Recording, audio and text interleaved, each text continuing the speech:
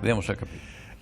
Rieccoci a Primus Inter Pares, l'appuntamento del mercoledì, gruppo TV7 diretto sulla pagina Facebook. Sorrido perché durante la pubblicità con il dottor Domenico Grigiarà parlavamo dello stipendio dei medici di base e lui mi ha fatto una cifra, io ho sorriso, allora stava spiegandomi, stava convincendomi che non è così, ma poi cerchiamo di capire se vuole dirlo.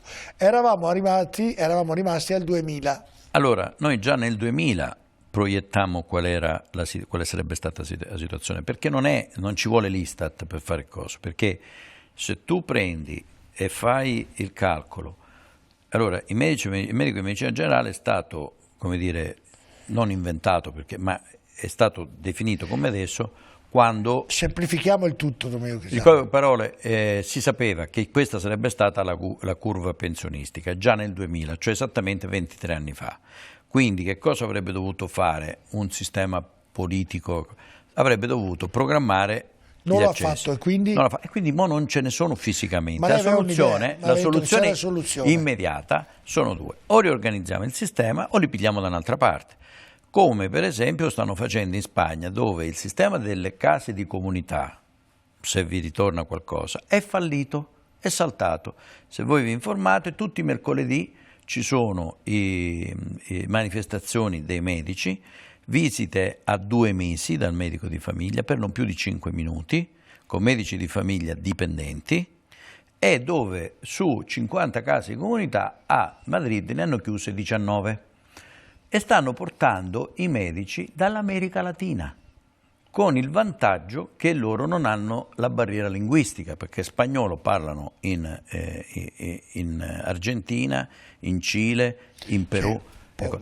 E li stanno portando perché chiaramente la retribuzione media che c'è in Perù è molto più bassa. Guardi, le faccio un esempio, un paragone. Un paio di settimane fa qui è venuto Don Dante Carraro, che lei conoscerà benissimo, certo, medici del QAM, e mi diceva che loro si sono ovviamente modernizzati, adesso non prendono più i medici dall'Europa, ma li formano loro, li formano direttamente in Africa, e hanno detto sono talmente bravi che vengono a rubarci anche quelli, cioè ci stanno venendo a rubare i medici che noi. Allora hanno fatto una specie di regola, definiamola così, che per un tot di anni devono rimanere lì, ma soprattutto stanno facendo opera di convincimento nel dire sei nato qui, c'è gente povera, tu devi rimanere qui anche se prendi pochi soldi. Però è una situazione complicata perché sformano di medici, molti dicono bravi, e questi vengono in Europa perché ovviamente il guadagno è nettamente maggiore. Quindi o riesci o aumentiamo quelli che ci sono.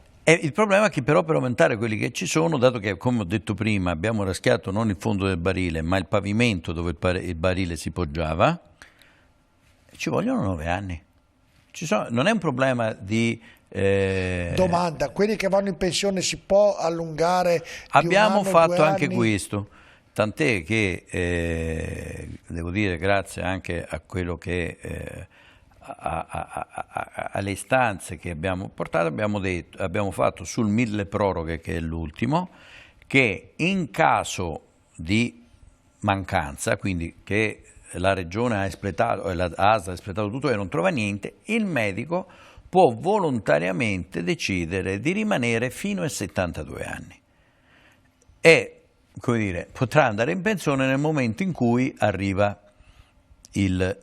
un sostituto. E prende di più o prende uguale, però poco, ha detto. Allora, dobbiamo metterci d'accordo sul poco, perché è chiaro che bisogna paragonare. La cifra che ha detto lei, mi ha detto che la cifra è quella. Mi ha detto che guadagna un medico di base 3.200 euro. Circa è poco.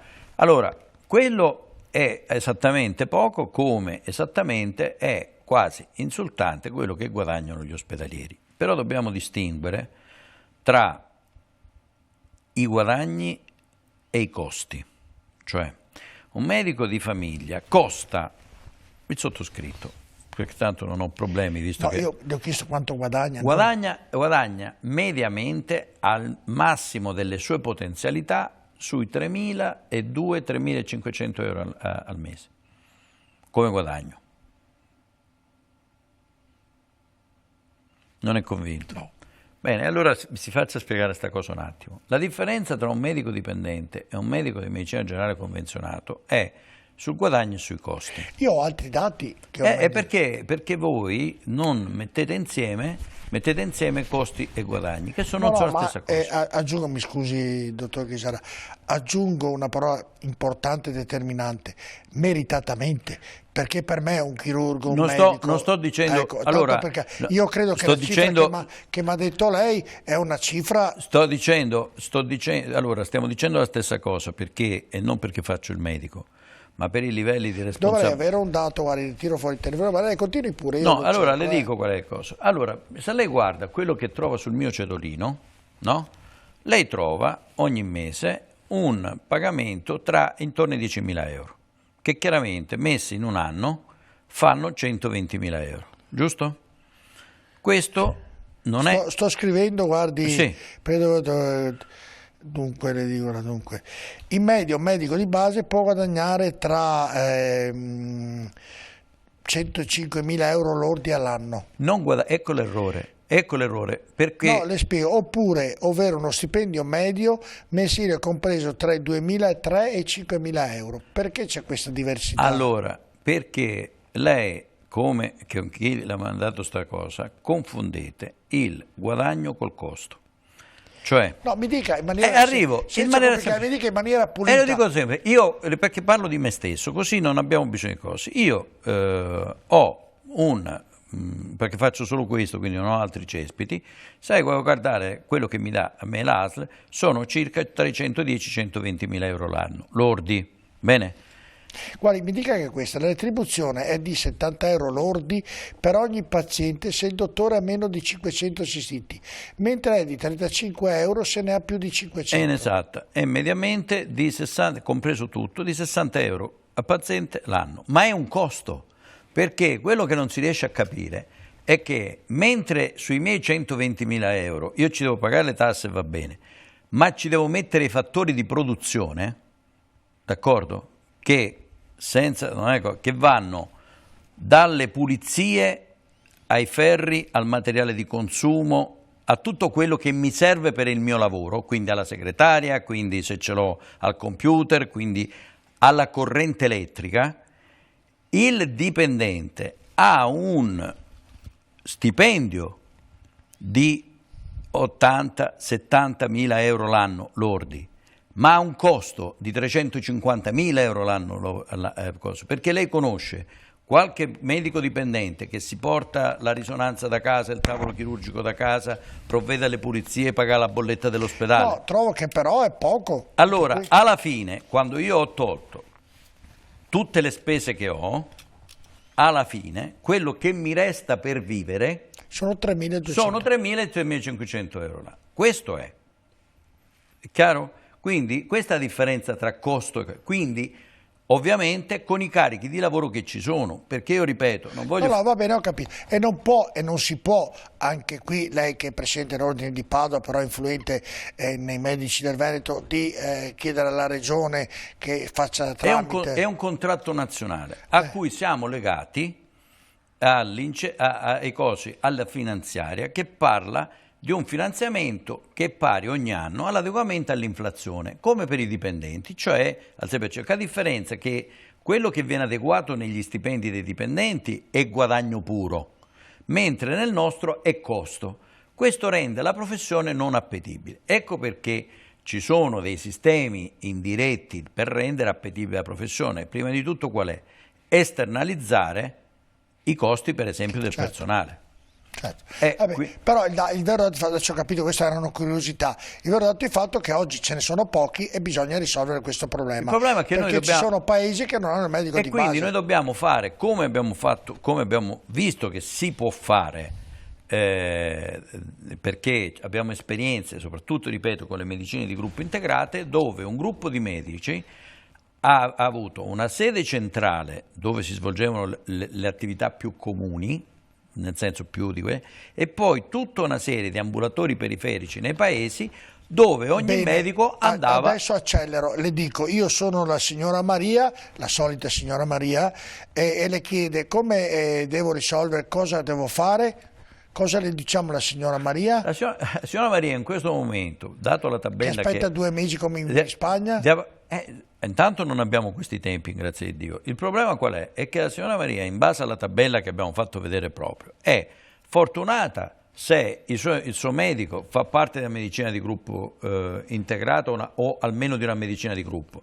Perché è fortunato, e invece quelli che tutti gli altri, quelli che sono medico singolo, medico in rete, eccetera, sono sfortunati perché o trovano il loro medico, cioè su quel medico non c'è nessuno che può assistere. E quindi muore. Quindi bisogna, a morire c'è tempo, come si dice, e quindi bisogna spostare tutti i medici di famiglia dentro il sistema migliore. In quanto tempo?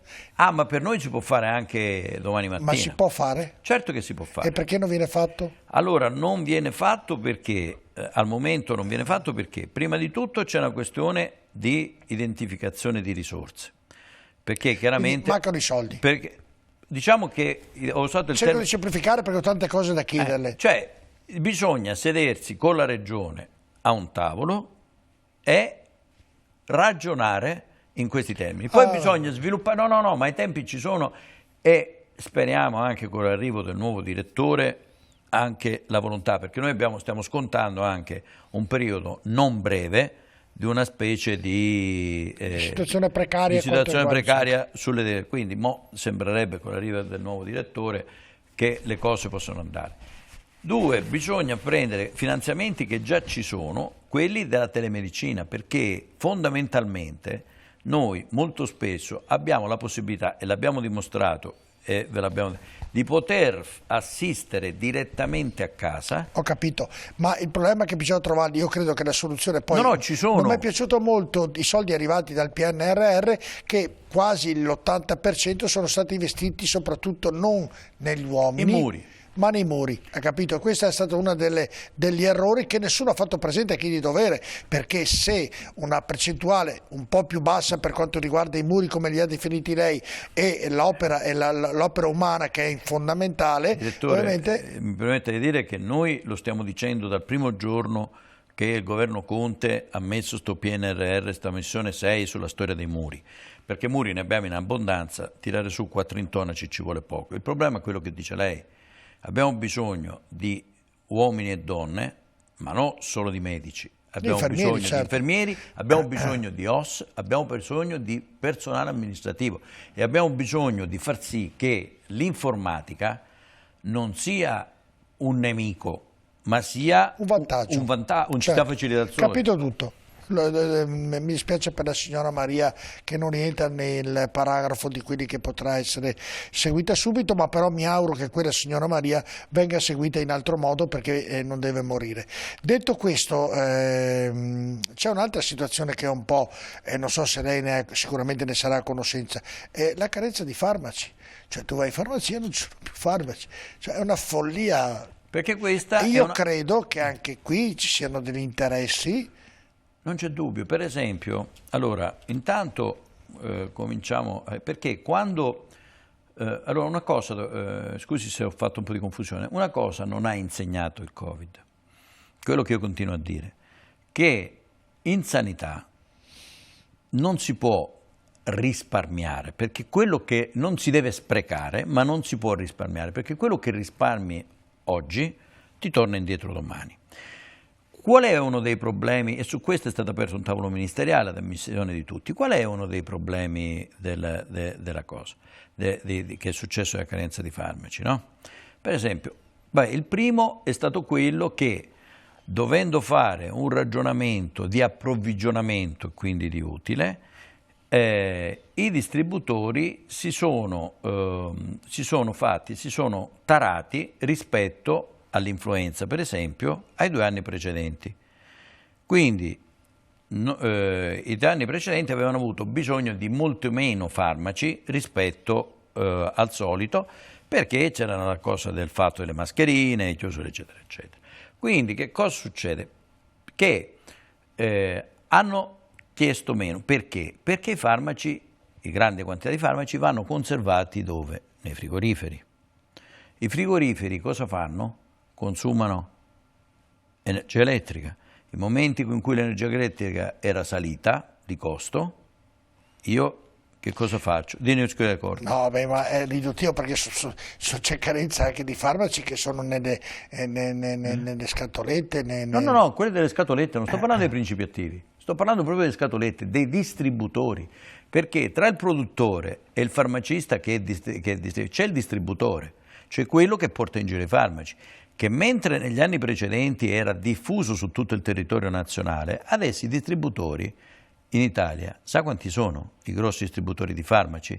Quelli da cui acquistano le farmacie, comprese le farmacie ospedaliere? 6, 7. Quindi il problema qual è? È che hanno ottimizzato anche... Non c'è una speculazione secondo lei? Certo che c'è un calcolo, perché chiaramente hanno dovuto risparmiare sullo stoccaggio, hanno dovuto risparmiare sul trasporto e hanno dovuto risparmiare su quanto ne hanno accumulato. Quindi il problema, al di là della mancanza come dire, in alcuni casi del principio attivo, il problema, per esempio, è che si è verificato che in pochi sanno che le aziende farmaceutiche tra Natale e gennaio chiudono, non producono. Quindi se non ti sei, come dire... premunito prima, se hai fatto magazzino, non hai modo per fare, ed è quello che è successo quest'anno.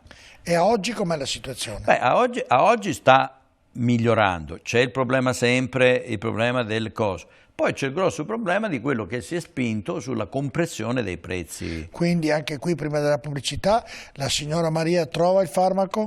E adesso di più. Però c'è anche il problema che, per esempio, i paesi produttori dei principi attivi e le aziende farmaceutiche, quando trovano un sistema statale che comprime il costo dei farmaci, al di là, e qua bisognerebbe spiegare tante cose come il payback e altre cose, quindi diventa non competitivo rispetto al resto del mercato, questa è l'economia globale, sposta i suoi prodotti verso posti che sono più remunerativi. Andiamo in pubblicità. Il dottor Pisarano in certi punti oggi non mi ha molto convinto. Io credo che sia un problema anche di speculazione, un problema di interessi, un problema certo. Non tanto di frigo, di energia, ma proprio un problema che qualcuno nei momenti di difficoltà no, non c'è stato aggiotaggio, questo no, però è chiaro che è come dice lei, perché chiaramente se il farmaco diventa non si parte dal presupposto della sua necessità, ma diventa un cosa di contrattazione economica.